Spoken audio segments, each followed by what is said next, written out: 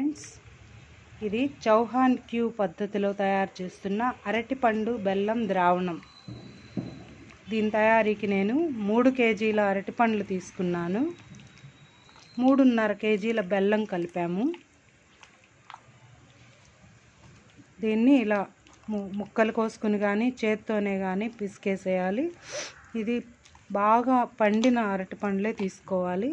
దీనికి అరటిపండ్లు మాత్రమే కాదు, తీయగా ఉండే ఏ పండైనా పనికొస్తుంది. పుల్లగా ఉండేవి, పచ్చివి పనికిరావు. తడి ఏమాత్రం తగలకూడదు.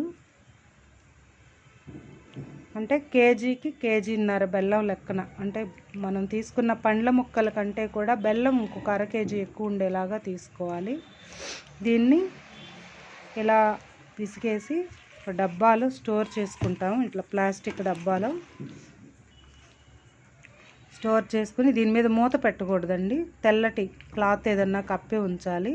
ప్రతిరోజు ఒక చెక్క గరిటెను ఉపయోగించి సవ్య దిశలో, అంటే క్లాక్ వైజ్ డైరెక్షన్లో ఒక 15 రోజుల పాటు 2 పూట్ల కలబెట్టాలి. ఒక 1 or 2 minutes పాటు కలబెడుతూ ఉంటే 40 రోజులు తయారవుతుంది.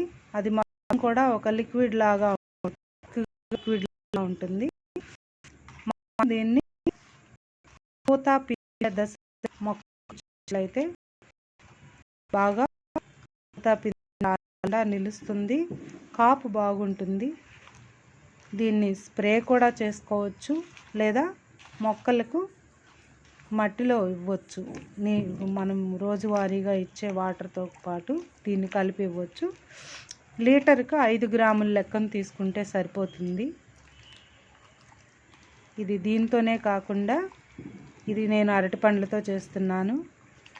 మామిడి పండ్లు, యాపిల్, పైనాపిల్, సపోటా, బొప్పాయి అన్నిటితో కూడా తయారు చేసుకోవచ్చు. అలాగే చేపతో కూడా తయారు చేసుకోవచ్చు. చేప వేస్ట్తో కూడా తయారు చేసుకోవచ్చు. రొయ్యల వేస్ట్తో తయారు చేసుకోవచ్చు.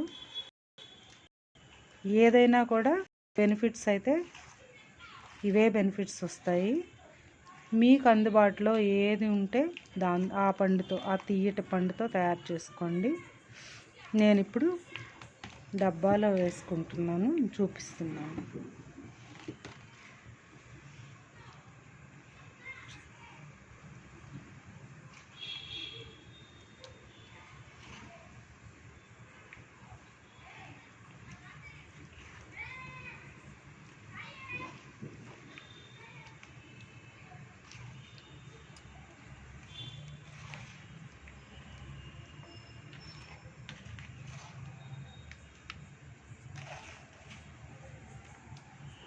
పళ్ళు ఎత్తి పోసేద్దాం. ఎత్తండి పళ్ళు.